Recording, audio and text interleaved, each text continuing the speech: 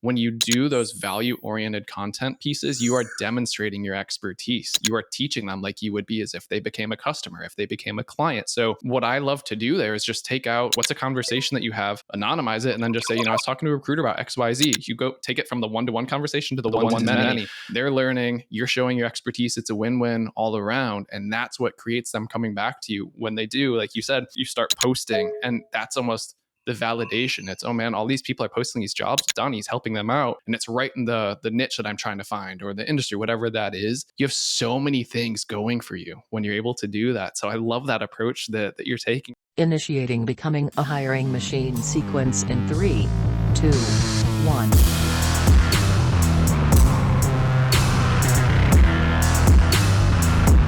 Hey everyone, it's Sam Keenly, and welcome to Becoming a Hiring Machine. This is the show dedicated to fixing recruitment by going beyond saying what needs to change and instead teaches you how to make the change.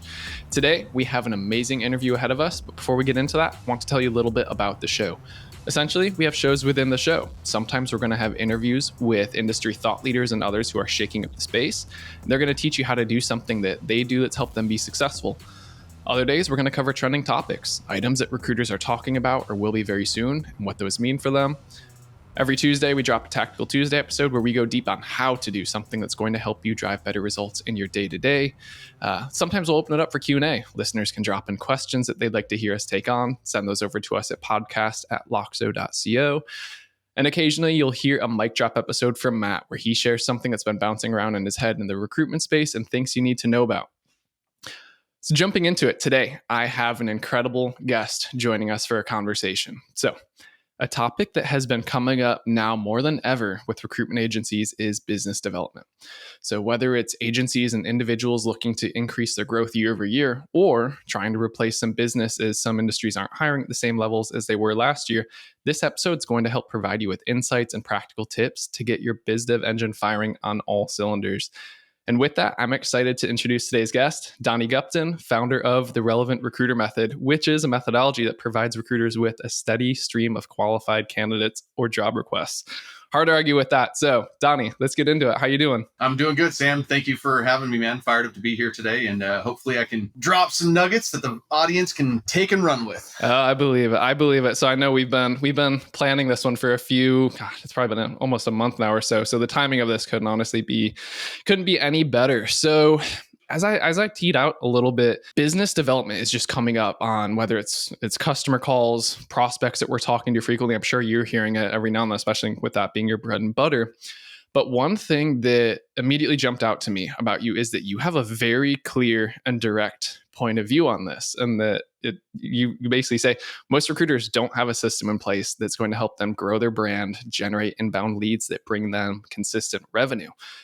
Do you remember the moment this really clicked for you, or that you recognize this problem in the industry? Yeah. So, I mean, I like a lot of people that somehow, whether they're recruiting or they're in the recruiting industry, usually kind of stumble their way into it. And I think you had like a similar story, right, Sam? So, I kind of stumbled my way into this industry too. And as I did, I think the thing that I noticed right away was people kind of back into their business development based off of what they can fill, not focused on what an ideal client is. And I think that was kind of the core issue and challenge that I saw. And I saw that pretty much right away, because as I started working with recruiters, everything they were doing with business development had to do with the positions they could fill. And I don't think that's completely wrong, but it takes away, hey, hiring an engineer for a Fortune 100 versus hiring an engineer for, that medium-sized company. Can you do the job? Yeah, but the problems and the solutions that you're providing for the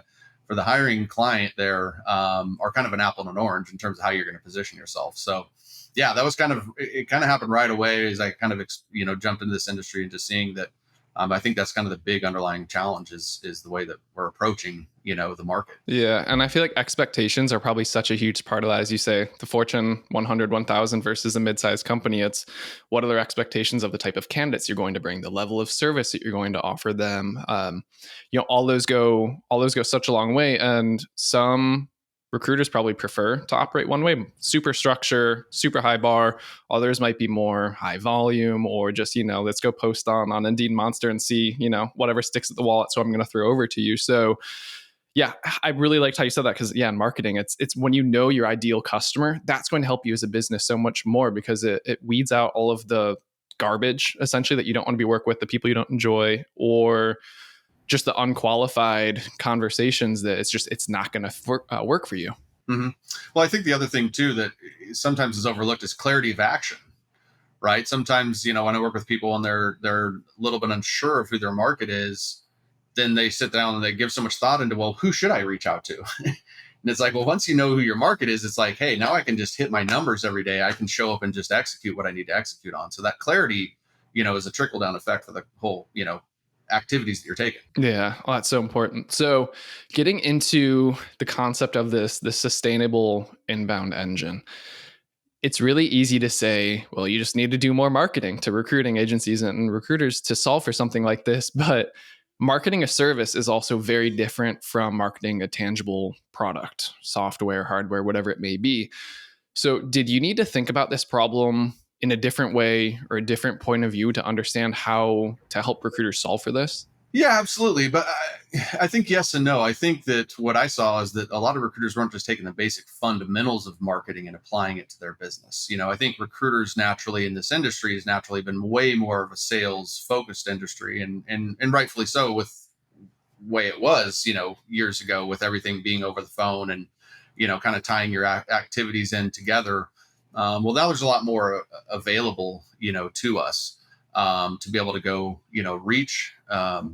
reach our market. So, I think it all kind of comes back into that targeting, is kind of the basic thing there. But, yeah, it's not about just, more and more marketing, at a high volume.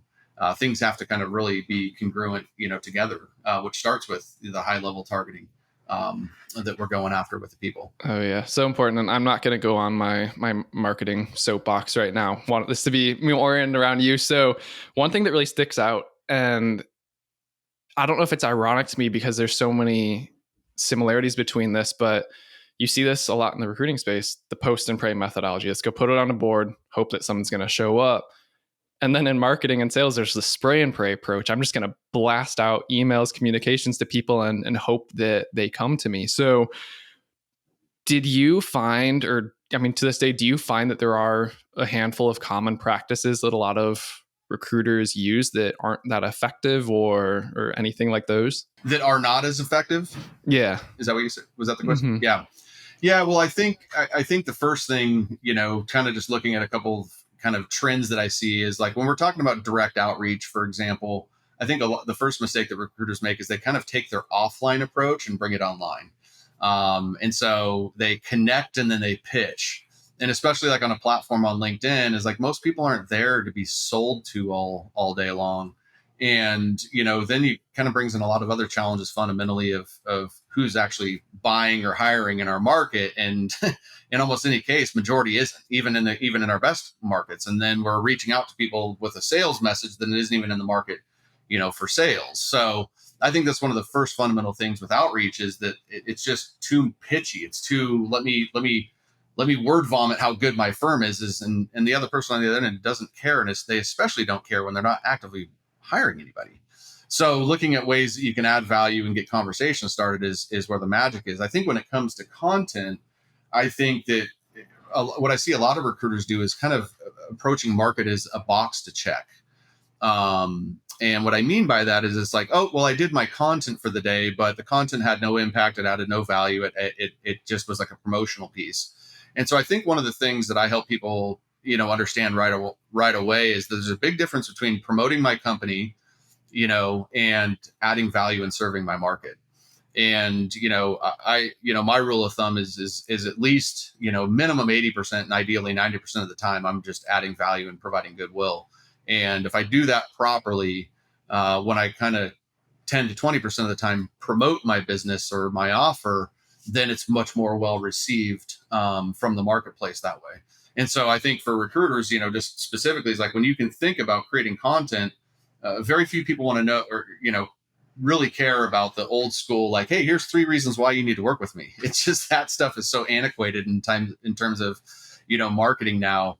And then the last thing is I think a lot of recruiters just kind of with job postings, for example, there's so many more creative ways to share your roles and things like that that can be viewed more as marketing rather than, I'll speak to a lot of recruiters and they'll be like, oh, well, I don't post my jobs. And I'm like, hey, well, don't worry about this from like a posting a job activity from, I hope I get the best candidate, but I would post every single job I had just to validate to my market. For example, hey, I told you I was a top recruiter for engineers, but guess what? I've got a couple of open positions here, and I'm going to do that in a way that's more branding focused and less focused on the result of getting the ideal candidate. So I think that's a mindset shift for a lot of recruiters to think of it that way.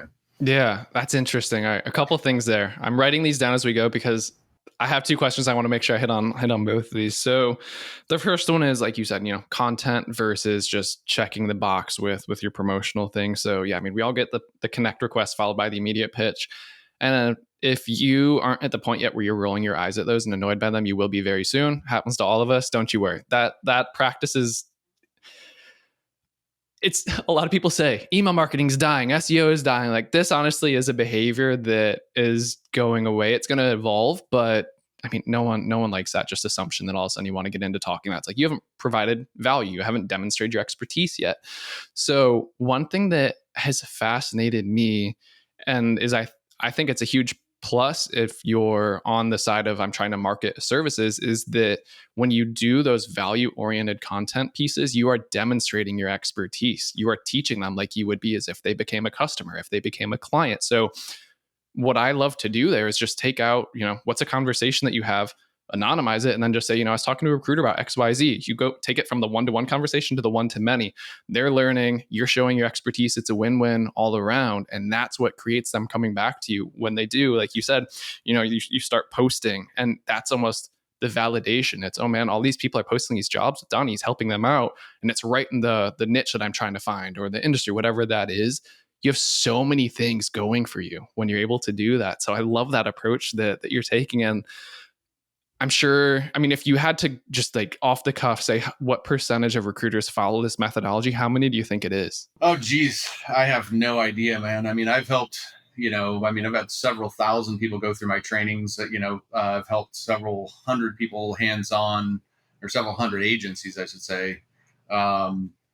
So I think that more people are adopting a method like mine or something like this, which is more of a modern approach. I don't think it's enough yet. I still think that there's a massive opportunity for those people that want to, get on board, so to speak, and get ahead of the game. But that's part of what I'm after, right? That's kind of the impact I'm trying to make in our industry, is help recruiters see that there's, a better way to do it, a different way to do it that can, kind of fall in line with what you're doing right now. It doesn't mean a complete replacement, but if my best clients that work with me hands-on, they take my methodology and apply it to them and make it their own, so to speak. Right. And they adopt my system and put it into theirs, and then it becomes like steroids for them, and they just start growing like crazy. So, I wish I could give you an answer on that, Sam, but I have no idea. I think there's still opportunity for those that want to be a part of it, though, for sure. Yeah. I love it. So before we start getting into how people can do this today, I always say everyone scrapes their knees when they get started. Things never work out as planned. When you first set about helping agencies solve for this, were you surprised by something that you were confident would work and didn't, or something completely unexpected that you're just like, this is totally going to flop, and it ended up landing really well? Yeah, man. So complete transparency. My first recruiting client was my friend Shanna. She knows this. I mean, I was honest with her in the first call, is helping other people in different industries. And we were working together, and she focused on nurse practitioners. And honestly, I mean, I didn't know a thing at this time, Sam. I mean, I was just getting by, trying to figure out, the industry and learning on the fly. And so, yeah, we put our first campaign together, and I'd had everybody I'd worked with before. I'd developed successful campaigns and returned investment, but I'd never worked with a recruiter, and especially on the recruiting side. And we worked together for about a month, and then, it was like we were coming for our renewal, and I was just like, hey, have you found any results from this? And she's like, oh, yeah. Like, I've had 8 candidates placed from this methodology already. And I was like, oh, my gosh, like, I had no idea. And I'm like, and that was like my aha moment. I was like, all right, we've got something that works here. And then from there, just kind of, kept on testing and refining. So, yeah, it was kind of more of a surprise at how fast we were able to get results on one side, but then that was, more on the recruiting side. And then, the next game became the business development. And so, we've kind of figured those things out to give people the best chance. I don't believe that, what I have to offer is some sort of magic pill. It's not a plug and play type of thing. I don't believe anybody offers that. I think it's a matter of, I've got a good system and a methodology to follow. And then, like I just said a few minutes earlier, is like the people that really take it, make it their own and make it personal, those are the people that are just having crazy results from these types of efforts. So the ability to have a system, follow it, stick to the fundamentals consistently, and then, like you say, tailor it, give it that little dose of, your personality, your own thing. If you do that just day in, day out, you will get results. But it's not sexy. Not everyone wants to do it because sometimes it's boring or it's not as appealing as the shiny object. But like that, if you stick to it, man, it works. So you were talking about that methodology and everything. So it sounds like you do have a framework, playbook that you often start with. So if you have someone that comes to you and says, hey, I need help with this, like, let's get tactical right here. What's that framework look like? What are the steps? What's the process? Like, I'm just going to pass it off to you. I'd love to hear where you go with it. Love it, Sam. So, basically the first foundational thing is what I've kind of hit on a couple of times is we dig into the target market. And again, my thinking on this is who's paying our bills? It's the client. And so I think the big opportunity for recruiters is really to shift yourself from being a transactional order taker. And some of you are that, whether you want to believe it or not. And some of you have understood that there's a better play for you, into being more of a trusted advisor, so to speak. I would call that a relevant recruiter. That's what the program is. But, it's really to ultimately, in order to achieve that positioning, in my opinion, to become a trusted advisor with this type of an approach, it's to position yourself as being a problem solver. And that's why I say that it's crucial to have that target market, because, hey, yeah, can I fill that engineering position for both companies? Yes. But how I want that company to see me and the impact on the organization is different. And a lot of what I want my clients to do is not, pound their chest on how busy they are. I want them to pound their chest on how much money they're making, and being leveraged and creating more exclusive and retained opportunities rather than just taking every contingent role. And I'm not saying that contingency is bad or what model works. I don't care about those things. I think what aligns with you works. But I think the fundamental thing is making sure that I'm working in my wheelhouse, working with clients that respect me, value me, and that I have a good chance of making some money on. So the foundation starts with that target market. Then from there, I can look at, how do I differentiate myself?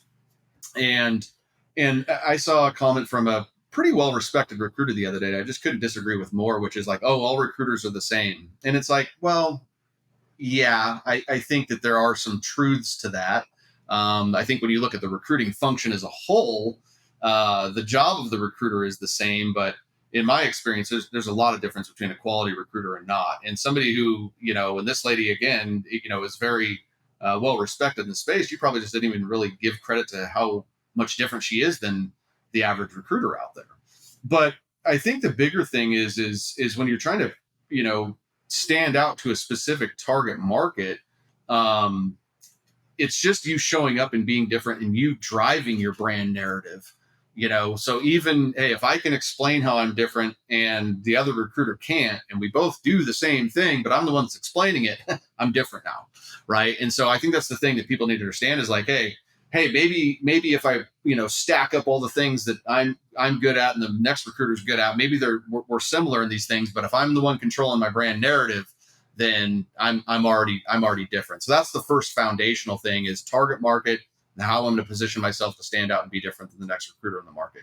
And things that aren't relevant for standing out anymore is niching down is not relevant, even though I just talked about that. That's not going to help you stand out. Everybody's a niche recruiter now. And if you're not, you should get on board. Your years of experience. Well, everybody's got years of experience. So you have to get ways, here I usually recommend, like, look at 3 things that you do. Hey, and if 2 of those things align with a competitor, but one of those things is unique, now you're different, right? So look at the 3 things that you kind of do that you feel like are uniquely different to your market, specifically to that market, right? When people, approach me, I always ask them like, hey, why'd you engage with me? It's like, well, they know with clarity that I exist for them in the recruiting space. And that's the same fundamental thing that recruiting needs to do is like, hey, at the end of the day, you want your market to look at you and go, hey, oh, shoot, Sam, he recruits accounting and finance professionals and he does it this way. I want to work with Sam, right? At the basics of it. So that's the first step, Interesting. You want me to keep going, or you got a question? Yeah, no, I want to stop on some things. There's a lot of insight in there. So when you were talking about in the very beginning, being a trusted advisor, I think that's something that's so important, especially when budgets start getting pulled back, is things quickly break down into, are you a nice to have or a need to have? And so what happens when you're that trusted advisor is you are viewed as an expert. They cannot do without you. If they want to grow, you are a need to have. If you position yourself as just another recruiter, which we'll unpack that one in a second, then you are a commodity. It's a race to the bottom. You're a nice to have, you're a nice to have because it's like, all right, well, if recruiter's a recruiter, I'm going to go find the most cost-effective one, and that's who I'm going to go with. So going down that level to that comment, that cracks me up. They say, I'm going to give them the hope that, they just didn't really think about all the way that they thought through that. Because when I think about you as a recruiter, if you're saying every recruiter is the same, then I would say, well, is every candidate the same for the jobs that you try to place? Because you sure as heck should be able to tell a difference between, if you are looking at 10 nurse practitioners, they are far from one another. And that's your job to vet them out. So hoping there's some nuance in there with that, but very ironic that came out in conversation. So yeah, let's go on to the next step of the playbook and what you start to do here. So, I think the next challenge is like, okay, well, once I understand who I'm going to go try to play with, then, well, that doesn't do anything for us. Like, once I know my market, you look at any small business, the biggest challenge we all face is really obscurity. Like, just enough people knowing that, hey, I exist and I exist for you. So, we still rely heavily on LinkedIn as a great way to go grow the market. So if we're looking at a business development activity here, it's like, all right, cool. Once I have my target market, then I'm just proactively growing my network with every single one of those people as I possibly can. Right. And I'm going to proactively start to grow, and I'm talking about whatever the LinkedIn limit is, you should be peaking it every week. Right. And it's strategic because, again, if I've done my homework on my target market, then these things should become pretty easy. I should know exactly who I'm reaching out to. I should have clarity on who the hiring decision maker is. And in my opinion, it's kind of staying away from HR and going to the person that has the actual pain within the organization is somebody that's going to move forward faster. If a CFO, has an open controller role and he's having to take on the extra responsibilities, I promise you, he wants that role filled faster than the HR person does. And so, whatever your, industry, your niche is understanding, okay, HR is one way in, but who are the people that actually feel that pain within that organization? That's who I should be stocking my pond with every single day that I can then, start dialogue. I mean, this is where the magic comes into play, right, Sam? We kind of talked about this earlier, which is, okay, well, what you see most people do is they just connect and it's like, hey, John, great connecting. Hey, let me tell you about my recruiting firm, ABC Recruiting, and we specialize in accounting and finance positions, and we can help you with your time to fill faster. And it's like, hold on, bro. Like, I'm not even hiring. It's like, whoa, we're kissing before we've even been on the date, so to speak, right? Not to go back to one of those dumb analogies, but it's like this so fast. And so, what we do here, what I recommend is like, what are some unique questions that you can ask that person that first off aren't bullshit fluff, excuse my language, but like, that just aren't things that are, ask a question where somebody's like, why are you wasting my time? But something that might have a little meat on the bone that somebody that, wouldn't be able to not answer it. Like, it's that interesting. And that's where the target market comes back into play, is I know what people are interested in. Right. And so we'll do different things, here where it's like, hey, John, hearing from a lot of my candidates, my accounting and finance candidates, that, the current economy has them a little bit uneasy. So I just wanted to reach out to my network and do a little research. Like, what are you guys seeing right now? And give a couple of different answers, that can get somebody into some dialogue and ask a question. The other approach is kind of more of the value-based approach, where you kind of come in, hook them with a bold statement, and then provide a piece of value. But here's the thing that I found to be really effective with that is, like, people have been sharing value on LinkedIn for a while. And even with the value, the key is, in my permission based. So I'll share a resource, but I don't just share the resource. I ask if people want permission from it. And that does two things for me. One is I usually get way more response because I'm not just another person just firing a link their way. But two, if I were to fire a link and somebody clicked on it, I have no idea who's interested. So I don't know who to follow up with. And so if I go out and I say, hey, would you be interested in this type of thing? And they respond back with yes, then I can send the link and then I can put a follow-up strategy together for that prospect. Because that's where that's where you're going to find the money in that type of an approach. So, the idea here with this next thing is like, I want to expose myself to as many people as I possibly can. And without vomiting my pitch on them, I want to also start getting them to understand what it is, how I add value, and how I can help them. So that's the next part of the methodology that, right there, you should be able to pick up some wins and some conversations with your market. Yeah, there's a lot of small things in there, a lot of fundamental things, and a lot of things get often lost in the details, or there are aha moments that you don't realize until someone says it and you're just like, that is so simple. Why did I not think of it? So an example of that last one is, you're talking about growing your network, and this is not, you don't have to spend money to do this. What it is like you say, you have a certain number of connections every month on LinkedIn, every week on LinkedIn. I think it was 100 last I saw, but instead of just going and hoping that you can grow as many followers or connections as you can, curate your network, be very intentional, like you say, about who it is that you're connecting with, because that's the beauty of LinkedIn, is that when you connect with someone, it's a two-way street then, and who gets to see whose content. Whereas, Twitter, I guess X now that it's called, Facebook, any of those, like you have to follow them. That doesn't mean that they're automatically following you. So that's one thing, make sure that the people you want to see your content are going to see your content. And then how you say, start the conversation versus pitching them, but hey, I want to do some research. I want to do this.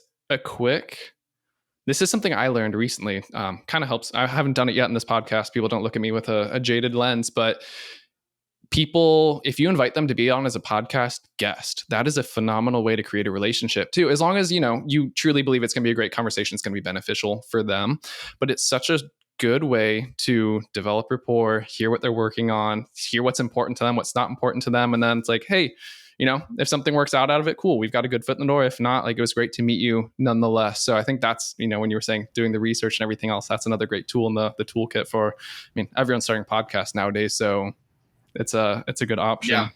Honestly, I've helped several people build a podcast. And that's what we use for, it becomes the BD approach because it's frictionless. It's like, yeah, come on my show.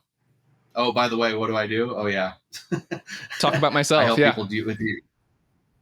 It's yeah. It's just an excellent way of going about it. So yeah, cool. And then one small thing I just want to tack on. So when you deliver value, permission to send it, I really like how you say, one, you get the permission, but two, from there, you take that, you may have sent that to 20, 30, however many people you've identified that's going to be relevant to.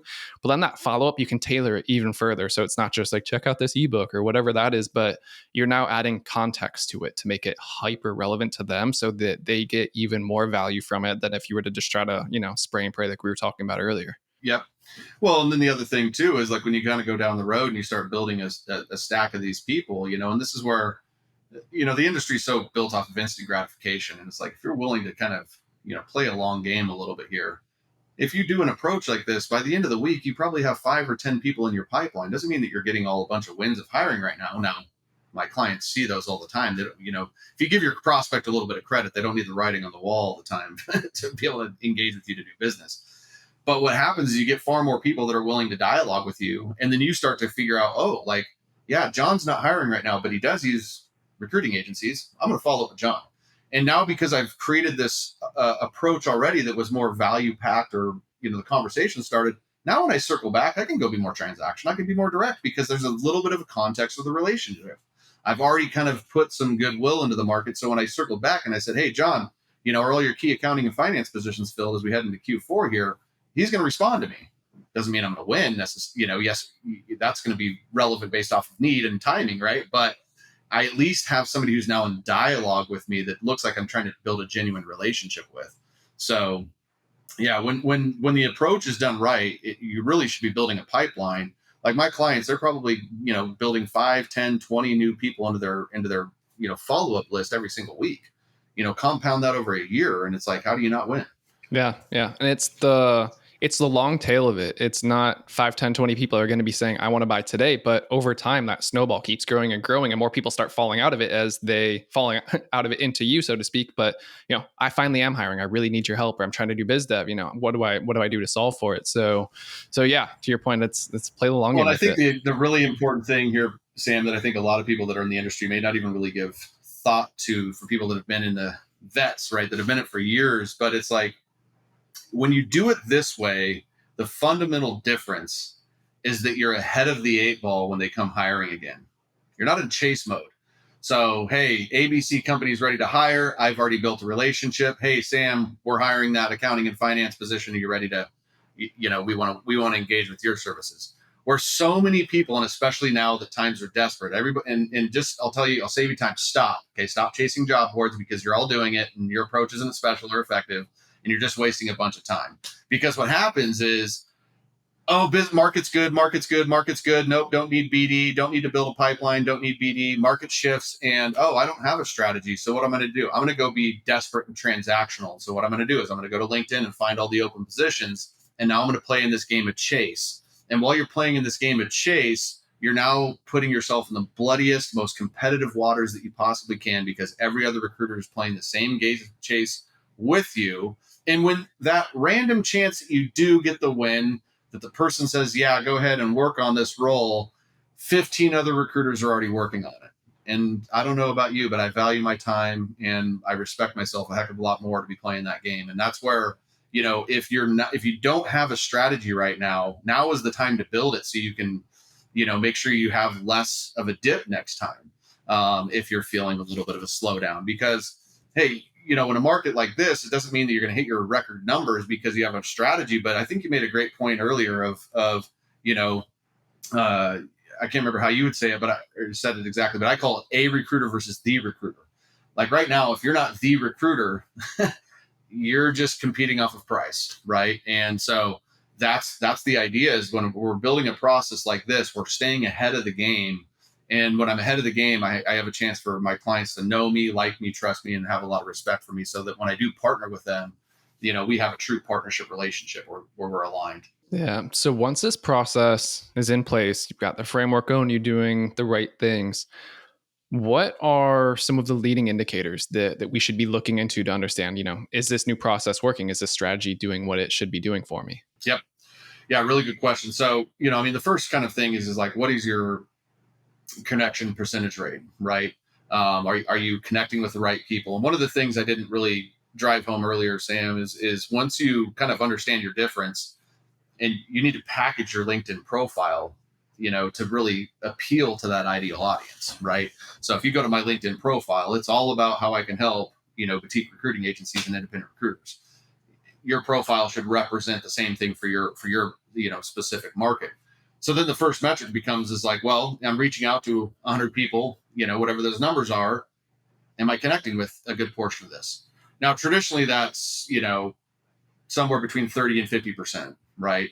And if you're sending ultra personalized messages every single time, maybe you can tick that up. But in my experiences, I've tried no message, personalized message, and for whatever reason, it always seems to hang somewhere between 30 and 40% connection. So it's like, all right, well, that's the first thing, is like, am I connecting with people? Then I need to evaluate the actual connection itself. Are these the right hiring decision makers? I put together this list, but is it the actual right person now that we're connected? All right, now I've got that part figured out. Problem solved. That's the first kind of problem you're solving, is the target. Now I go into the message. And this is really subjective here, because hey, I can have, a 10% reply rate and everybody's telling me to go to hell. Well, the 10% reply rate doesn't mean anything at that point, right? So, key indicators here are just, am I getting people basically into dialogue?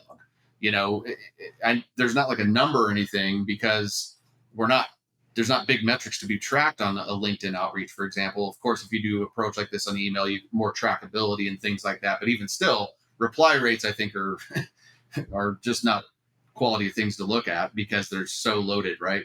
But yeah, it's just a matter of like, okay, well, when somebody's responding to me, is it a positive dialogue? Am I getting consistent responses? And once I've got consistent responses that are positive, then it's just a matter of how many people can I put this message in front of. Let me get onto some rinse and repeat, and how just as many people as I possibly can, every single day. And then you'll start to see, those, what was, hey, yeah, giving you a little bit market research. Somebody's going to also follow up and say, hey, don't have time to do the market research, but I've got these three positions. We see my clients just get it handed on a platter like that too. And so that's kind of the initial kind of direct messaging outreach, but then that's where like the content strategy can kind of come into play to push us over the top. So, yeah. And that's so interesting the way you say reply rate and sentiment as part of it. I was just talking to our sales team today. I said, what is our strongest performing email in terms of reply rate? But if they're just saying like not interested, go away, like that does not count. Like a reply is not always a reply in that manner. So the sentiment is so important. And so, okay, so you've got reply rate. Let's say you're doing well, you're connecting, you're getting in front of the right people. How long does it take that snowball to build when you start to see those biz dev interests, the opportunities start coming into your agency? Yeah, that's a good question. And I think there's just kind of two tracks to go down here. One is, when you do this right, you can, if you're doing this, you can be winning with this tomorrow. Now I say that, assuming that you got the right audience and right message right away. But yeah, I mean, if in theory, Sam, if you do start a campaign like this and you're consistently hitting numbers, and this approach is just like any other approach, you can't send out 10 and go, it doesn't work. You got to put some numbers behind something like this to just like if you were to go to the old school cold calling, you can't make 10 calls and be like, well, this sucks, it doesn't work. It's, we got to put some reps up. So, I think that's pretty instantly you can start to see that. And like I said, you don't need to, if you give your prospect a little credit, if I package my LinkedIn profile a certain way and I package myself with my approach, most people will do business with people because of the approach. And then they see that they can help them, right? So that's what I was saying is like, if we give our market credit, I might come out and say, hey, I'm doing a little bit of market research. And I literally had a guy, do one of these where we were actually teaching like sharing actual surveys. And he is my friend Larry, and he's like, yeah, man. He's like, I just did this. And the guy responded back to me, and he's like, yeah, no, I don't want to do your survey, Larry, but I have 7 open orders if you want them. And so it's like, we don't need to, like I said, we don't need to ask for the client, to find value in you to be able to give you, the business. But I think the other thing here that comes in that's pretty unique that we haven't discussed a bunch is the actual, one of the things that makes LinkedIn very unique, and you kind of hit it on already, is like, when somebody's growing your network, you're basically kind of stocking a pond. And so if you follow what I'm talking about here, it's like, okay, I have this target market. They have this problem. I solve this problem with talent. I'm going to grow my network with all these potential people. I'm going to engage with everybody, which I know from prospecting that I'm going to get more no's than yeses. That's just the nature of prospecting. But I now have this entire audience that I can now serve my content to. And the way LinkedIn's algorithms even changed most recently, even serve this more than it ever has, which is they're showing your content to your first level connections first as you post your content to the feed. And now that's where there's actually a lot of money to be made through your brand that you create, and having your content really drive the messaging around your brand and building what we talked about, Sam, of that kind of trusted advisor, the authority position, being the recruiter in the space. Now that usually takes, you can see wins from your content efforts in the first couple posts out there theoretically, but like, man, it's taken me years to build the brand that I truly want to. And I think that's the blessing and the curse that people need to realize, is that most people won't do it because it will take you time. But that means there's opportunity. That means there's more opportunity for you because most people won't do it. So if you're one of the people that are willing to do it, and you're willing to kind of take the leap and stand out and overcome your fears of rejection and imposter syndrome, or whatever you have going on as an individual that usually is keeping people from creating content, the rewards can be crazy, So to be clear, with the content side, it doesn't take 5 years to see results. I'm just saying, for some of the results and how I've wanted it to impact my brand, where I'm invited to be speaking on stages and I'm aligning myself with companies like Loxo and Forbes in this space and things like that. That's come from my personal brand that I've built. It's taken me years to do that. But if you do your content right, within a couple of months, marketing is really getting people to know, like, and trust you, and allowing that process to, take place. And then in our world, also that align with, oh, there's a hiring opportunity. So just because I have great marketing, great messaging doesn't mean that, hey, Sam, do you see his post today? We need to start hiring. Sam's got great content. Never works that way, right? So yeah, I'm fully with you. And so, man, stalking upon is such a great way of putting it. One of the biggest hurdles that I've consistently seen when you try to take this long tail approach is it's the attribution question, right? Like, well, how do I know what's working when these people come through? It says it came through SEO, it came through Google or whatever. A quick way around this is just stealing a page from like the B2C playbook, and either, if you're not sophisticated with your tech stack, it's when you get on that first discovery call, ask them, how'd you hear about us? What did you see? What did you engage with? All of that. They'll be quick to tell you. And those are going to be some of the most impactful touch points, the ways that they did hear about you. And if you are a little bit more sophisticated, they're coming to you via form, just ask that same question on the form. And what this is going to tell you is this is going to eliminate that last touch bias of they came in Google, they came in whatever, but it's going to uncover so many of the things that you'll never be able to hear, but the activities you're taking when you're delivering value. It's, I heard Donnie on a podcast. My CEO recommended you. I was in this peer group and they said, go check this out. So it's a great way to triangulate these efforts to start to justify, is that podcast worth it? Is this content, the time that I spent delivering value in the feed, paying off?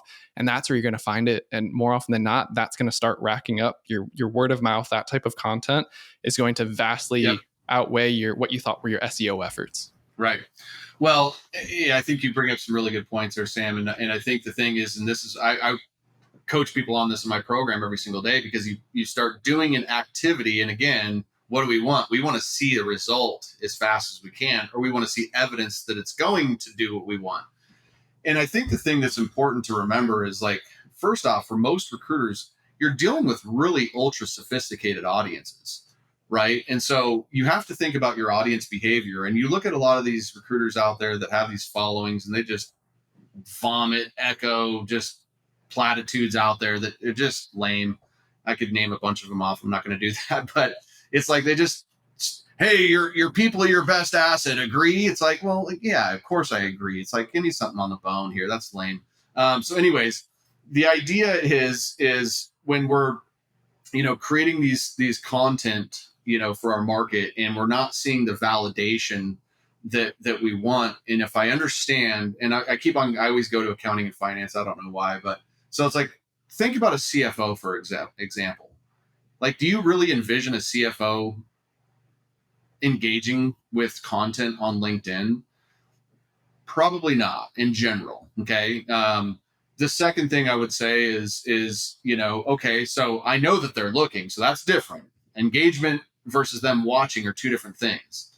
And so the other thing is if you're doing your content right, you're not always fluffing your audience, you're not promoting. And so a lot of it too, if you're positioning yourself as a problem solver, is you're the person that's coming out to the network and saying, hey, you're doing it wrong. You need to be considering doing it that way. Well, not everybody raises their hand to say that, yeah, that's me. I'm one of the dumb guys that's not doing it the right way, for example, right? So when you're creating high level quality content and you're tapping into a customer's pain or problem, you might be prodding them right where they feel it, and they might resonate with them. They might just validate you with what your dopamine rush that you're after that way, with that like in the comment. And so going back to what we were talking about originally, Sam, is like, well, somebody will get on the phone, and this is where it usually happens for my clients, because they'll come to a call and they'll be like, I finally got on the phone with somebody, and guess what they said? They said they've been following my stuff. They've been watching my stuff. They've been seeing my stuff. And I'm like, exactly. And I always bring this point up to my clients. And this is no BS, Sam, that I can probably count on one hand the people that have joined my program that liked, commented, and engaged on any of my stuff before signing up. Like, never.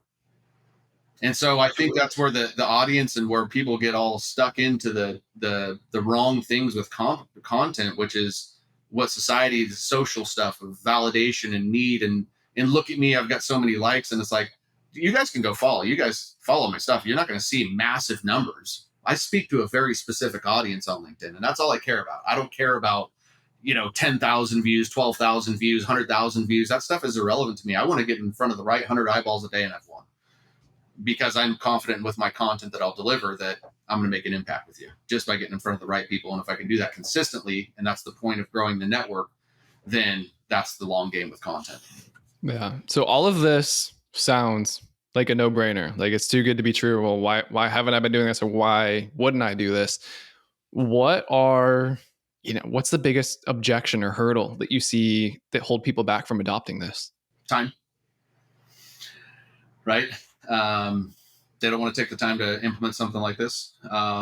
Is, I think, usually kind of the biggest hurdle that people, and then, I think people still buy into that there's some magic pill out there, that there's some cold email program that's going to just load their pipeline with a bunch of candidates or clients that respect you. And I think as you're evaluating solutions, I think the thing to figure out is what are you trying to build for your business? And we kind of started this way, Sam, and there's not a right or wrong way, about going to build your business. Hey, if you want to be a high volume recruiter, then be a high volume recruiter. If you want to do executive search, then do executive search. But then your marketing and business development efforts should be congruent with that. If I'm doing executive search, but then I'm just trying to pound a bunch of people with a bunch of cold email prospecting, in my opinion, that doesn't align with somebody who's a search professional who's going to give white glove service. That's just my opinion, right? But hey, I think that there's a lot of people that are looking for the easiest way to do it. And this way is easier, in my opinion, than making a bunch of outbound phone calls. But there's nothing easy about business development and prospecting, right? So I think time is usually the biggest challenge. And it's like, use the story of my friend Farmer Joe. Farmer Joe's over there and he's still using, one till, and he's tilling his land, and he's doing a great job of it. In fact, his family's been doing it for centuries and centuries, and he knows how to till this land. And I, told Farmer Joe, I said, hey, look at Farmer Bob over there. He actually has this machine and he's able to till 5 rows to year 1. And not only is he able to do that, he can do the 5 rows to year 1, and his rows are cleaner and straighter. And he's doing this all while he's sitting in an air conditioned machine. Well, Farmer Joe never wanted to do that because he didn't want to take the time to learn how to use the machine. And I think that's the biggest thing that people need to understand is like, hey, sometimes you have to slow down, take the time to learn the machine so that you can be like Farmer Bob and do 5 rows instead of, 1, and that shift of thinking and things like that. So I know that's a random analogy, but there you go. No, it's perfect. And honestly, it's a great spot to wrap this up at. And like, there's no magic pill. And honestly, I respect people more who tell you it's a time investment. You have to do it properly because I know the metaphor, the best things in the world are whatever, like time, worthwhile, all of that. If you want something done properly, it's going to take time. If someone says my software is going to fix this tomorrow, there's something fishy about that. It's not sustainable. So yeah, absolutely love that story as you wrap up with. So yeah, tons and tons of volume and value given in this right here. I mean, I've got a notebook page full of notes in front of me right here. So before I wrap everything up, I mean, we kind of talked a little bit about your program, but it sounds like you've got a very curated audience. Where do you want people to engage with you? Yeah, so you can find me on LinkedIn. Check me out, Donnie Gupton. I've got a YouTube channel. If you are into watching video, I've got a ton of resources. I think I've got over 200 videos on there now. So if you want to just gather some information, I have my own podcast, The Relevant Recruiter Show. Matt Chambers has been on there. I think we're going to have Matt back on here in another month or so. And then check out relevantrecruiter.com. One of the things I have to offer right now is what's called a LinkedIn tune-up. You guys can check that out at relevantrecruiter.com. And that allows me to basically review your LinkedIn profile. You fill out a quick form. I review your profile. And then I'll give you tips and tricks on how to optimize your profile, your messaging, your content efforts. And I deliver that in a 15-minute personalized video for you. It's the most valuable impact I can make for a whopping $97. It's a no-brainer. So, Sam, thank you for giving me the opportunity to share those things. From there, we can explore my coaching program for those of you that are interested. But take a look at the resources that I have to offer that are free out there. I'd love to give it back to this community and this network.